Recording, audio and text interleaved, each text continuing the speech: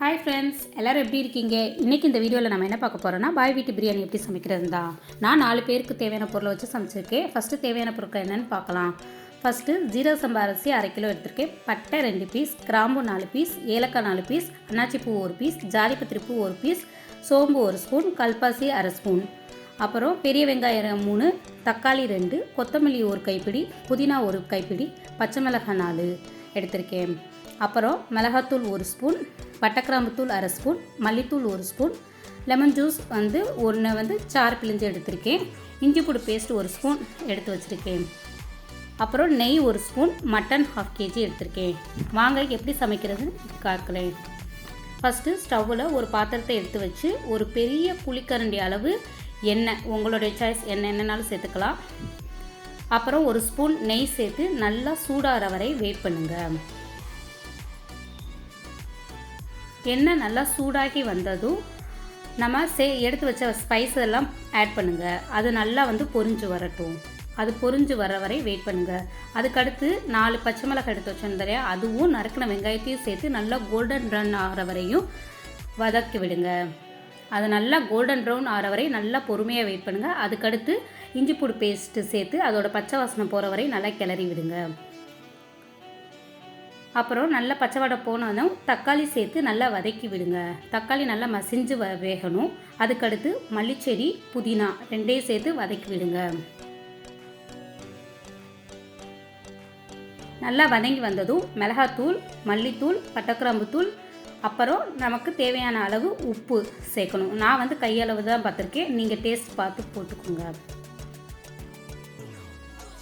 லேசாக கிளறி விட்டதுக்கடுத்து அப்புறம் லெமன் ஜூஸு, நல்ல கெட்டி தயிர் 1 ஸ்பூன் பெரிய ஸ்பூன் அளவு சேர்த்துருக்கேன். அதுக்கடுத்து நல்ல எண்ணெய் பிரிஞ்சு போகிற வரை வெயிட் பண்ணுங்கள்.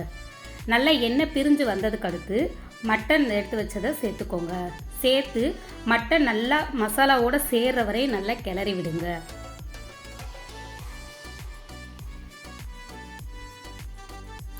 எடுத்துட்டு நான் சைடில் அரிசி ஊற வச்சுட்டேன்.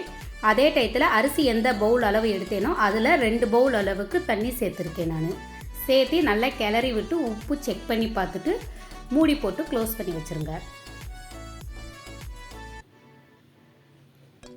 அப்புறம் தண்ணி கொதிச்சு வருதான்னு பார்த்துக்கோங்க. அதுக்கடுத்து நல்லா மட்டன் பீஸ் வேகிற வரை நல்லா கொதிக்க விடுங்க. அப்புறம் மட்டன் பீஸ் வெந்துச்சா நல்லா செக் பண்ணிவிட்டு வெந்ததுக்கடுத்து எடுத்து ஊற வச்சுருந்த அரிசியை எடுத்து அதில் சேர்த்துருங்க. சேர்த்து கிளறி விட்டுட்டு லேசாக கிளறி விடுங்க. ஏன்னா நான் ஜீரக சம்பா அரிசி எடுத்திருக்கேன், உடஞ்சிடக்கூடாது. லேசாக கிளறிட்டு உப்பு செக் பண்ணிவிட்டு திருப்பி மூடி போட்டு மூடி வச்சுருங்க. அதே சேம் டைம் இன்னொரு அடுப்பில் கறிக்கட்டை, அதாவது சார்கோல் எடுத்து நல்லா சூடு பண்ண வச்சுட்டேன். அதே டயத்தில் இந்த சைடு பிரியாணி அப்பப்போ எடுத்து கிளறி விட்டுட்டேன். நல்லா சார்கோல் நல்லா கங்கானதோ அது தனியாக ஒரு பவுலில் எடுத்து மாற்றி வச்சுக்கிட்டேன்.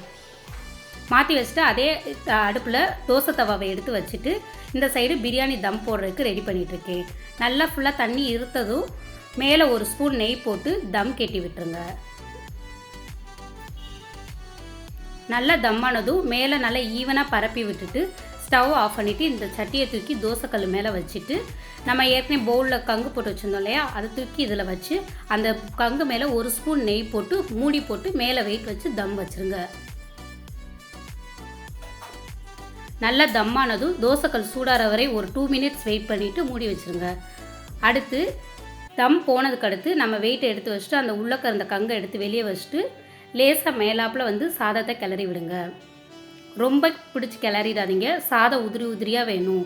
ஏன்னா ஜீரக சம்பா அரிசி வேகமாகவே உடஞ்சிரும்ல, அதனால் லேசாக மேலாப்பில் பரப்பி விட்டு எடுத்து விடுங்க.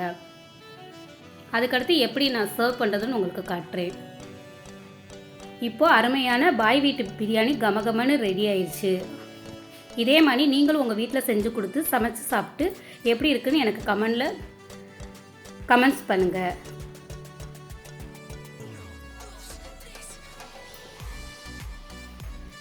தேங்க்யூ ஃபார் வாட்சிங். தேங்க்யூ.